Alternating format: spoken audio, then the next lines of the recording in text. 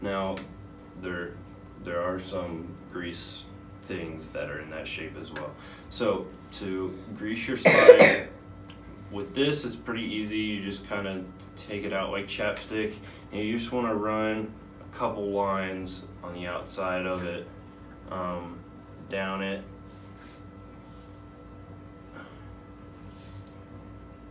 Just get it greased up, and you need to grease these because if they get stuck and you're out of tune, then you're gonna be out of tune forever and you're out of luck. You gotta grease these so that you can tune almost every day, most days. How do you tune? You don't want to put too much up or too much on it. Is that too much? But no, it is not. So after you put it on there, when you push it down, some of it will come off, but kind of work it in a little bit, wipe it off. I usually take it and wipe it off. Take it out after you've done that, and then take your rag and just kind of run it down it real quick. Get some of that dirt and gunk off of it. Most of that's just grease, but a little bit of it's stuff that's gotten on there, and then just put it back in there because the grease will stay, a little bit will stay on that, and some of it will stay inside your horn. And then you have a working tuning slide.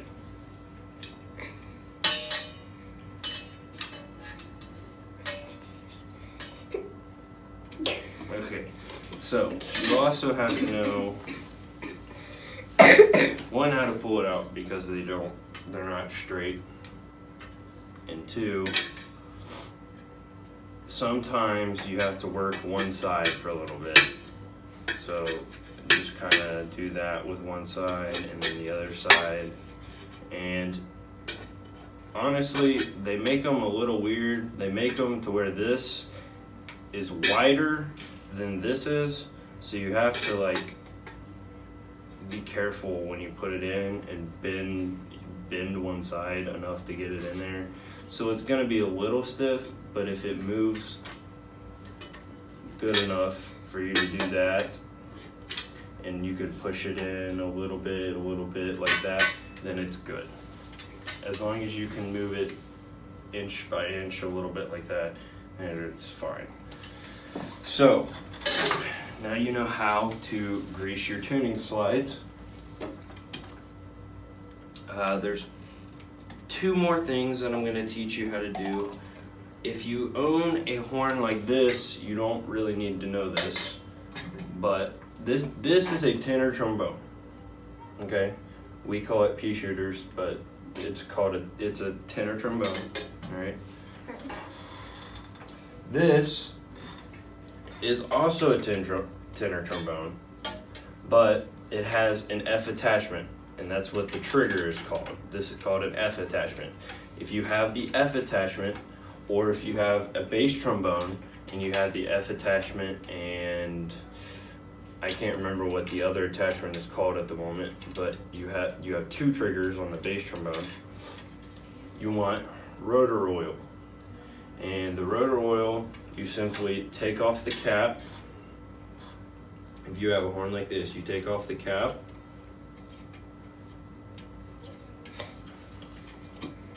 Of this, and it looks like that. Yes. And you put a couple drops right there on the middle circle piece. There's like a little bump right there, and you'll put it right on top of that, and then move your trigger a little bit and work that down in there. And then you may put a little more on there. It's just a couple like small drops, and then work it in there again. And that keeps it nice and clean. And then you want to keep it level like this and put your cap back on so that most of the rotor oil goes down into the trigger, because what's working is inside. What? That stuff? This. Just slide a little in that. Oh yeah.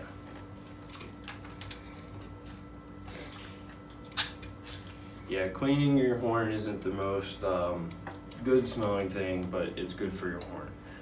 So, lastly, well, first I'm gonna watch him put this on because I don't want him to waste my Slido mix.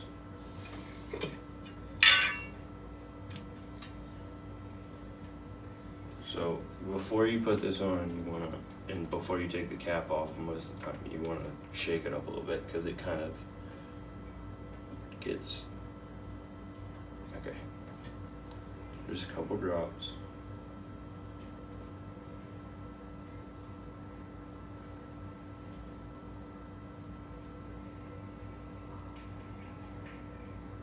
Put this on there.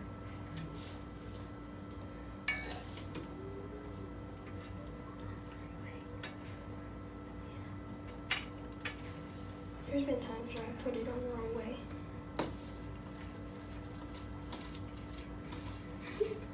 Stuff's good in it. Yeah. Alright, now I'm gonna this is just a simple polishing thing to keep the outside of your horn looking good and clean. You just take a cloth rag like this and you just rub your horn, right?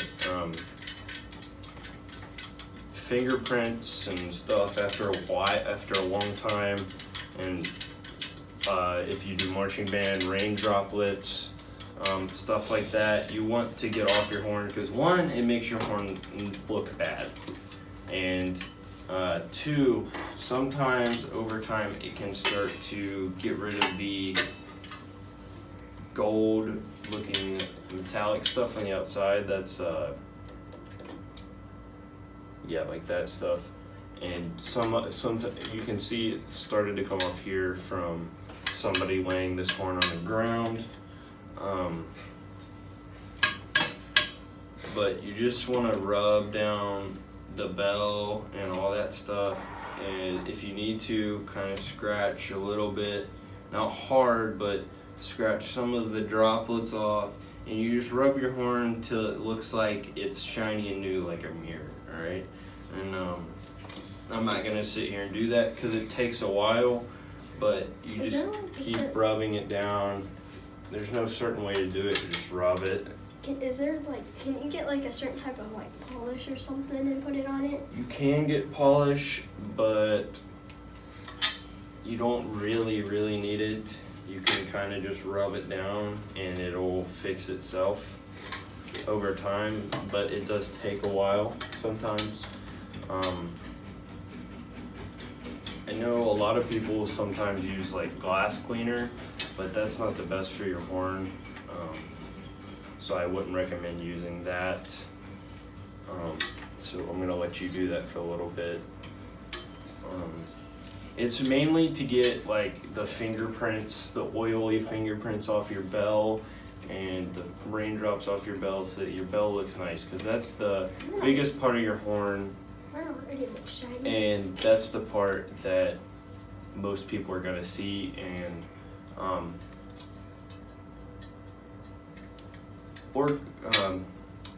orchestras and bands and concert bands and marching bands and any kind of band that you can think of, they're known for how they look.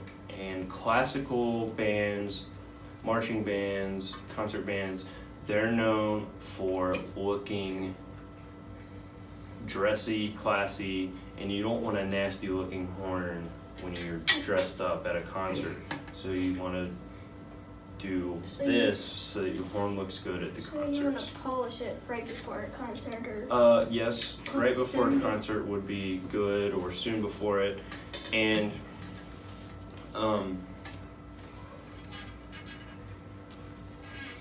polishing your horn a lot so you stay in practice is good, like once or twice a month. But before concerts is really when you want to do it so your horn looks good for the concert, for your audience, and for yourself. So that's it for the light cleaning, and I'm going to show you how to heavy clean next.